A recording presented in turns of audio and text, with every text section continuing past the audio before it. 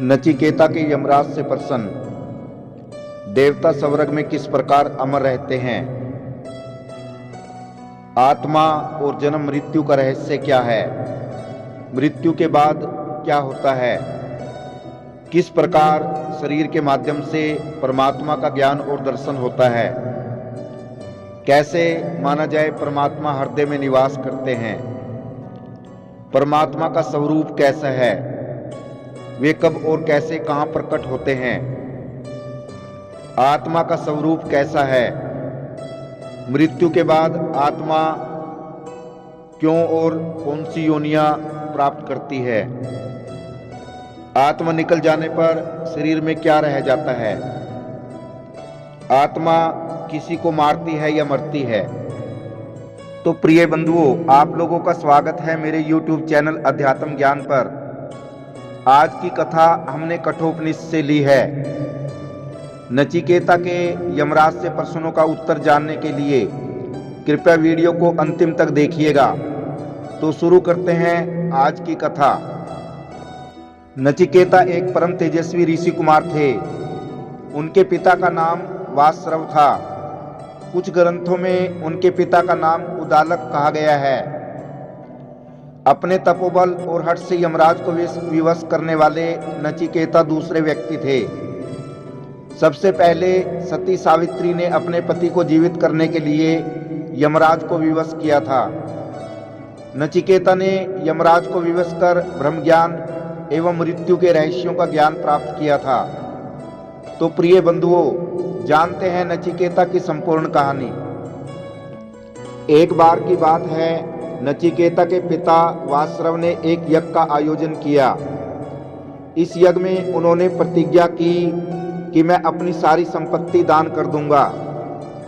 कई दिनों तक यज्ञ चलता रहा। यज्ञ की समाप्ति पर महर्षि वासरव ने अपनी सारी गायों को यज्ञ करने वालों को दक्षिणा में दे दिया। दान देकर महर्षि बहुत प्रसन्न हुए। बालक नचिकेता को गायों का दान देना अच्छा नहीं लगा, क्योंकि वे गायें बूढ़ी और दुर्बल थीं। ऐसी गायों को दान में देने से कोई लाभ नहीं होगा। अतः प्रिय बंधुओं, नचिकेता ने सोचा कि पिताजी इन गायों को देकर भूल कर रहे हैं। तब नचिकेता अपने पिता के पास गया और बोला, पिताजी, आपने जिन वृद्ध और दुर्बल गायों को दान में दिया है, उनकी ऐसी अवस्था नहीं थी कि ये दूसरों को दी जाएं। इस पर नचिकेता के पिता बोले, मैंने प्रतिज्ञा की थी कि मैं अपनी सारी संपत्ति दान कर दूंगा। गायें भी तो मेरी ही संपत्ति थी। अगर मैं दान न करता तो मेरा यज्ञ अधूरा रह जाता। नचिकेता ने कहा, मेरे विचार से दान में वही वस्तु देनी चाहिए जो उपयोगी हो तथा दूसरों के काम आ सके। फिर नचिकेता ने कहा, पिताजी, मैं भी तो आपकी संपत्ति हूँ, क्योंकि आपने प्रतिज्ञा की है कि आप यज्ञ में अपना सब कुछ दान कर देंगे।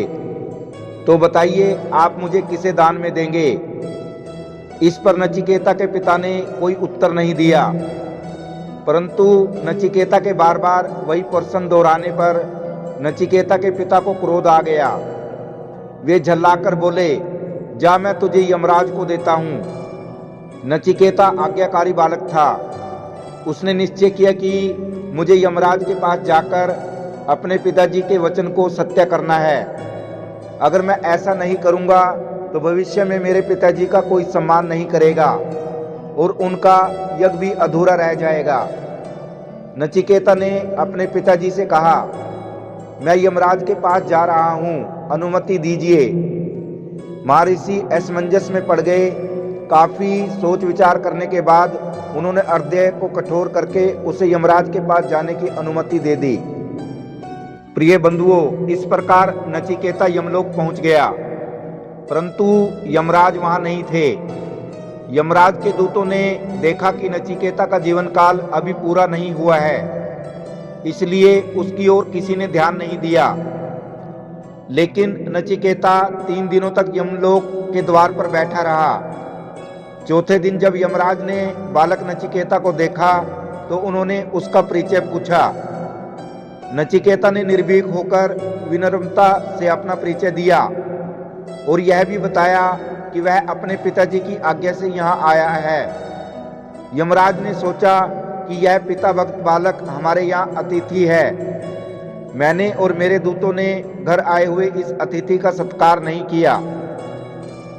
प्रिय बंधुओं, तभी यमराज ने कहा, हे बालक, तुम मेरे द्वार पर 3 दिनों तक भूखे प्यासे पड़े रहे, अतः तुम 3 दिन के बदले में मुझसे 3 वर मांग लो। नचिकेता ने यमराज को प्रणाम करके कहा, अगर आप मुझे वरदान देना चाहते हैं तो पहला वरदान दीजिए कि मेरे वापस जाने पर मेरे पिता मुझे पहचान लें और उनका क्रोध शांत हो जाए। यमराज ने कहा, ऐसा ही होगा, तथास्तु। अब दूसरा वर मांगो। नचिकेता ने दूसरे वर में पूछा, हे प्रभु, देवता स्वर्ग में किस प्रकार अमर रहते हैं? सुना है ऐसा अनंत की अग्नि के कारण होता है। मैं आपसे उस अनंत अग्नि के बारे में विस्तार से जानना चाहता हूँ। एक बालक के मुख से ऐसा गूढ़ प्रश्न सुनकर यमराज आश्चर्य में पड़ गए। तब यमराज ने नचिकेता को यमलोक की अनंत अग्नि का रहस्य बताया और साथ में यह भी कहा कि आज से इस अनंत अग्नि को नचिकेता अग्नि के नाम से जाना जाएगा। अब बारी तीसरे वर की थी। प्रिय बंधुओं, इस प्रकार यमराज ने नचिकेता को तीसरा वरदान मांगने को कहा। नचिकेता ने यमराज जी से पूछा, आत्मा तथा जन्म और मृत्यु का रहस्य क्या है? मृत्यु के बाद क्या होता है? यह प्रश्न सुनकर यमराज चौंक पड़े। यह एक गूढ़ रहस्य था। यमराज किसी भी मानव को यह बताना नहीं चाहते थे। तो यमराज ने कहा, यह प्रश्न तुम वापस ले लो। तुम मुझसे और कुछ भी मांग लो। तुम चाहो तो मुझसे एक राज्य मांग लो, मैं तुम्हें दे दूंगा। यमराज जी बोलते रहे, मैं तुम्हें दौलत दे सकता हूँ, मैं तुम्हें दुनिया के सारे सुख दे सकता हूँ। तुम्हें क्या चाहिए मुझे बताओ। तुम मुझसे दुनिया की सारी खुशियां ले लो, मगर यह प्रश्न मत पूछो। तो प्रिय बंधुओं, नचिकेता ने कहा, इन सब का मैं क्या करूंगा? आप पहले ही मुझे बता चुके हैं कि ये सब चीजें नश्वर हैं। जो दिखता है वह हकीकत नहीं है। फिर मुझे धन दौलत लेने से क्या लाभ? वह तो मेरे लिए सिर्फ एक जाल होगा। मैं कुछ नहीं चाहता, आप बस मेरे प्रश्न का उत्तर दीजिए। यमराज ने इस बात को टालने की हर संभव कोशिश की। वह बोले, देवता भी इस प्रश्न का उत्तर नहीं जानते। त्रिदेवों के अलावा ये रहस्य किसी को नहीं पता। मैं तुम्हें नहीं बता सकता।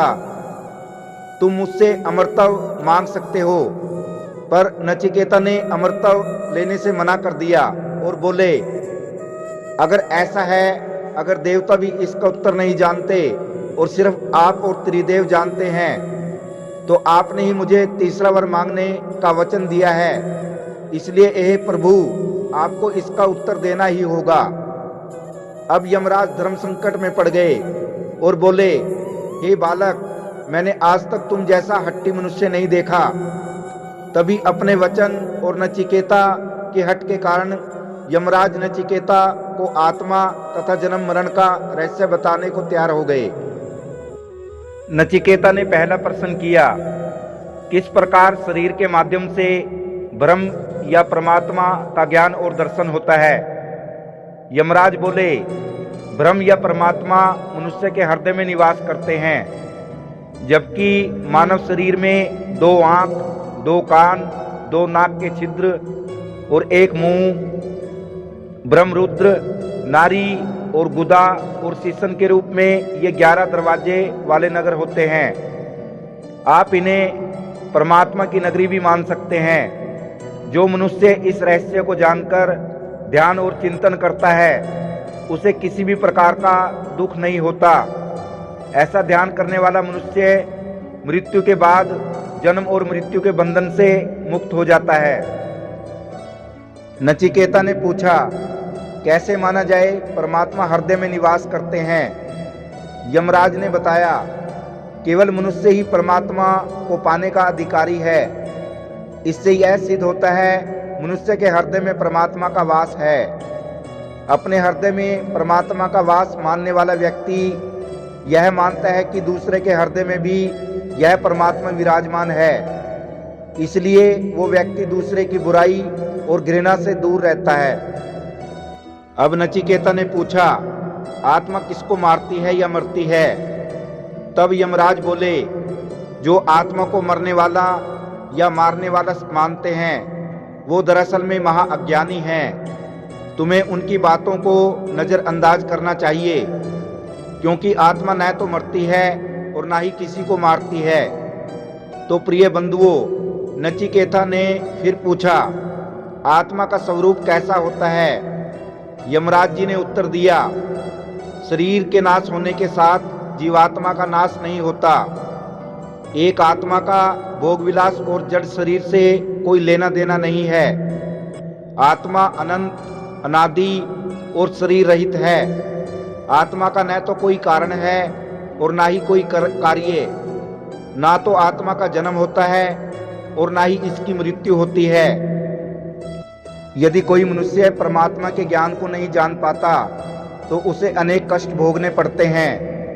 यदि कोई व्यक्ति आत्मा जन्म मृत्यु के रहस्य को नहीं जानता, उसे बहुत सी योनियों में भटकना पड़ता है। इस तरह से जब पानी आसमान से बरसता है तो वह एक ही स्वरूप में होता है, किंतु जब यही पानी अलग अलग जगहों से बहता हुआ गुजरता है तो यह पानी कई रूपों और रंगों में परिवर्तित हो जाता है। इसी प्रकार सभी आत्माएं एक ही परमात्मा से जन्म लेती हैं, किंतु देव, असुर और मानव के रूप में रहकर वो अलग अलग इष्ट की पूजा करती हैं और इस प्रकार बारिश के पानी की तरह अनेक योनियों में भटकती रहती हैं। नचिकेता ने फिर प्रश्न पूछा, परमात्मा का स्वरूप कैसा है?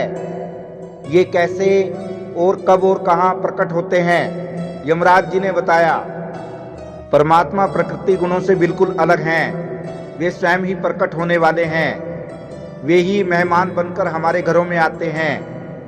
यज्ञ में पवित्र अग्नि, यज्ञ की आहुति स्वीकार करने वाले भी परमात्मा ही हैं। वे ही सभी मनुष्यों, पितरों, आकाश और पृथ्वी और जल में स्थित हैं। जल में मछली हो या शंख, पृथ्वी पर पेड़ पौधे हों या फिर आकाश, वह परमात्मा हर जगह विद्यमान है। तो प्रिय बंधुओं, इस प्रकार नचिकेता ने फिर प्रश्न किया, आत्मा निकल जाने पर शरीर में क्या रह जाता है? यमराज जी ने उत्तर दिया, जब आत्मा शरीर से निकल जाती है तो उसके साथ प्राण और इंद्रिय ज्ञान भी चला जाता है, परंतु मृत शरीर में जो कुछ रह जाता है वह किसी को नजर नहीं आता, पर वो परब्रह्म उस शरीर में रह जाता है जो सभी चेतना और जड़ों में विद्यमान है। नचिकेता ने प्रश्न किया, मृत्यु के बाद आत्मा को क्यों और कौन सी योनियां मिलती हैं? यमराज जी ने उत्तर दिया, धर्म, शास्त्र और गुरु, संगति, शिक्षा, व्यापार इत्यादियों के माध्यम से देखी और सुनी गई बातों के आधार पर पुण्य और पाप का निर्धारण होता है और इसी के फलस्वरूप आत्मा मनुष्य, पशु या अन्य लोकों में जन्म लेती है। जो लोग बहुत ज़्यादा पाप करते हैं वो मनुष्य और पशु के अतिरिक्त अन्य योनियों में भी जन्म पाते हैं, जैसे पहाड़, पेड़ पौधे और तिनके के रूप में। तो इस प्रकार प्रिय बंधुओं, यमराज ने नचिकेता को ओम के प्रतीक के रूप में परमात्मा का स्वरूप बताया। उन्होंने कहा, अविनाशी प्रणव अर्थात ओंकार ही परमात्मा का स्वरूप है। ओंकार ही परमात्मा के सभी आश्रयों में से सबसे सर्वश्रेष्ठ और आखिरी माध्यम है। जगत में परमात्मा के ओंकार रूप की शरण लेना सबसे बेहतर उपाय है। तो प्रिय बंधुओं, इसके साथ ही हमारी यह कथा समाप्त होती है। यदि यह कथा आपको पसंद आई हो तो वीडियो को शेयर करना और चैनल को सब्सक्राइब करना। आप सभी दर्शकों का धन्यवाद। जय सिया राम, जय श्री कृष्णा।